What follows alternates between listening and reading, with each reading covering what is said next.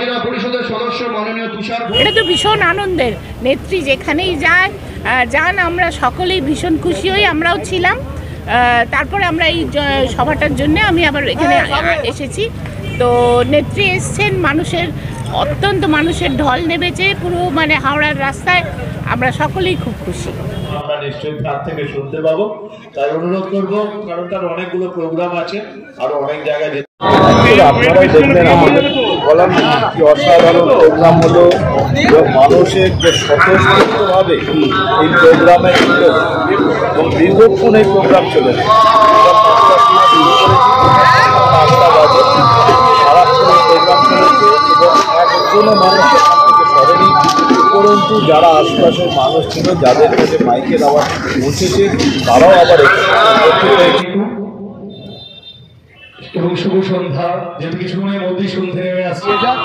তারপরে অন্য কথা বলবো, যারা মানুষের ভারতবর্ষের মানুষের কাছে প্রতিশ্রুতি ভঙ্গ করে, যারা বলে এ তো জুমলা হয় ভোট কা, অমিত তাই বলেছে নরেন্দ্র মোদী কা জুমলা হয়, ওদের কথা কেউ বিশ্বাস করে না। 1 টাকাও দিতে দলের মধ্যে ঠিক নেই, কেউ বলছে 100 টাকা বাড়াবো, কেউ বলছে 3000 দেবো।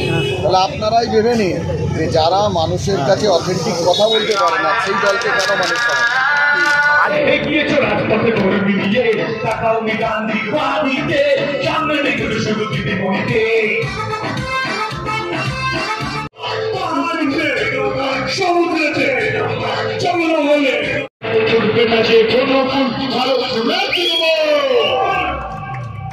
এই পথসভাকে জনসভায় পরিণত করবো আমরা, করবো তো।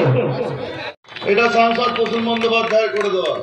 আমি যার নাম আমি বলতে ভুলে গেছি, আপনাদের এই এলাকার সুখ দুঃখের সাথী তৃণমূল কংগ্রেসকে এই এলাকায় শক্তিশালী করছে এবং যার নেতৃত্বে বহিষ্কার করার কাজ,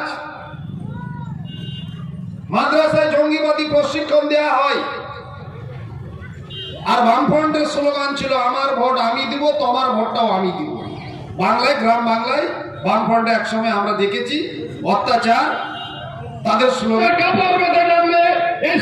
উত্তরবঙ্গ, সেখানে বিজেপি RSS মহাসংঘ ভিতরে ভিতরে কি বলে বেড়ালো বিরোধী দলনেতা, যাকে আমি বলি কেটে গেল 19 কিভাবে ভোট হচ্ছে আপনারা সবাই জানেন।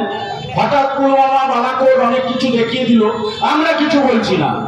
ওদের জম্মু কাশ্মীরের রাজ্যপাল বিজেপি ছেড়ে দেবার পর বলছে পুরোটাই চক্রান্ত ছিল। বিশেষ করে আমাদের ভোটটা 100% ভোট, প্রতিটা মানুষকে ভোট দিতে হবে, আর প্রতিটা ভোট তৃণমূল কংগ্রেসকে দিতে হবে। কারণ এই মুহূর্তে আমি বলছি না, এটা রাহুল গান্ধী বলছে। রাহুল গান্ধী একটা চিঠি লিখেছেন ঈশা খান চৌধুরীকে,